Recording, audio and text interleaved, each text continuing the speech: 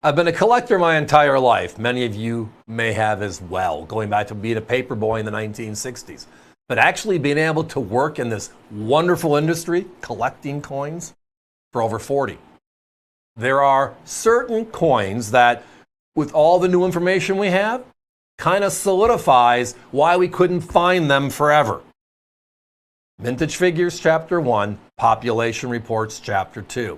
This next silver dollar is the poster child for how that rarity works. And it happens to be in the series of the last 90% silver dollar ever made by the U.S. Mint for circulation. That being the peace dollar. The peace dollar was introduced in 1921 after World War I.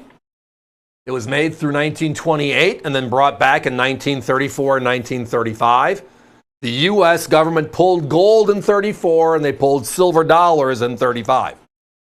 So the rest is history. Now, I referenced Chapter 1 and Chapter 2 less than a minute ago on the overall conversation, and that is because if you look up these coins in the guidebooks, red book, black book, blue book, whatever your fancy is, the important thing is you get the actual number of coins the U.S. Mint made. And we lived with those numbers for a long time. The only way we really could differentiate, and why I brought up doing this for 40 years, is when you're going to a show every week or every other week, forever. It's part of what we do. There is a reason why you can't find certain coins in any condition. And the 1927 is one of them. Whether it's circulated or uncirculated, you just can't find it. So you start looking at it. Well, first of all, it is number 2 out of all the peace dollars. P's, D's, and S's. The rarest or the lowest mintage, I should say, is 1928. But second lowest mintage is 1927. They made less than $1 million, only 848,000. Gorgeous coin. Gorgeous coin. But when you go to Chapter 2, which is today, with NGC, PCGS, ANAX out there just looking at coins, all grades. And again, understanding these are not certified by them, but we use it as a barometer of what we see, or in this case, why we don't see them. If NGC saw all the coins equally, then they're not any different. They're all the same, right? And they should be priced all the same. Wouldn't that be easy? Wouldn't that be fun? Yeah. Takes away the great American coin hunt, but it would be fun. But if you look at the 1927, you're going to get one unique stat. And when I was going over the details, I double-checked it, because this was years ago when I first discovered it myself. The 27 in uncirculated is rarer than the 28. It is rarer than the 21 high relief. If you go to NGC's population guide, it's just one example of an independent service and what they see, or in this case, what they don't see. Here's what you're going to find out. The 21 high relief, made for only a couple of days, December of 1921, and we'll get back to that story in a minute. Just under 20,000 at 19,824. And an uncirculated condition, you're looking at a $500 or $600 coin, right? Beautiful.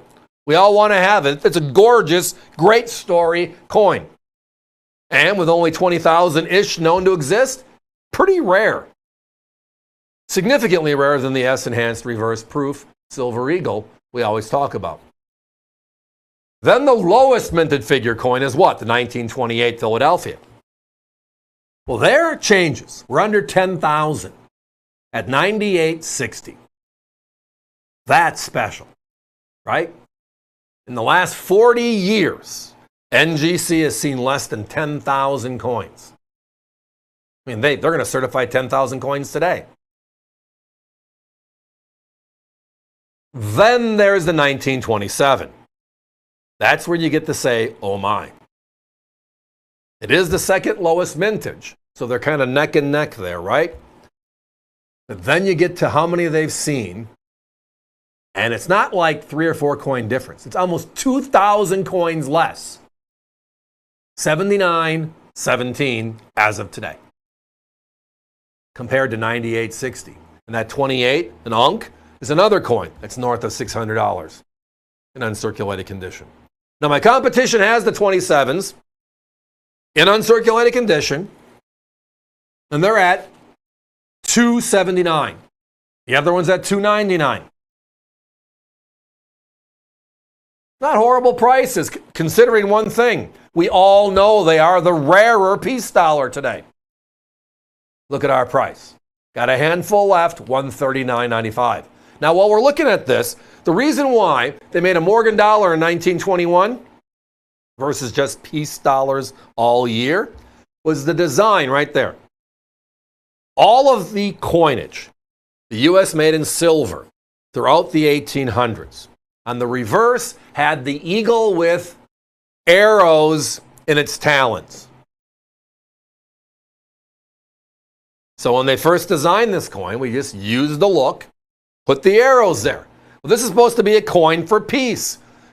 We changed even how to spell trust to TRVST, V for victory. It's about peace. How can you put arrows in its talons? So they changed it late in the year to the olive branch. And the rest is history.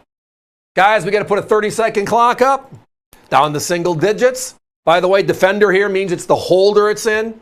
Many of you have been asking about, do you have this in Defender? Do you have that in Defender? We're doing our best to release them as best we can to keep up with the flow and the coins that go in them, by the way.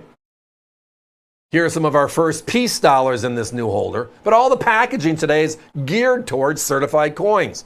So this is the same size and scope as your NGCs, PCGSs, and ANACs, so it fits right into all those holders nicely for you. It also, if they're uncirculated, protects them. So not $279, not $299. How about the hidden secret in the Peace Dollars series, the 1927P Philadelphia, as I just referenced? But our price, just $139.95.